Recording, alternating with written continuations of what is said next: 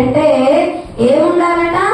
పరిశుద్ధత కలిగి ఉండాలట, పాపము లేకుండా ఉండాలట, ఇహలోక మాలిన్యము అంటకుండా ఉండడమే భక్తి కదా అండి. ఏంటట? ఏం కలిగి ఉండాలట? ఆయన పరిశుద్ధుడు. ఆ పరిశుద్ధమైన ప్రభురాత్రి భోజనంలో మనము చేయబోతున్నాము.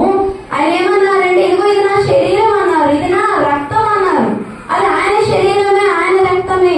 మరి ఆయన శరీరంలో ఆయన రక్తంలో పాలు పంపులు పొందుతున్నాం. మనము ఎలా ఉండాలా?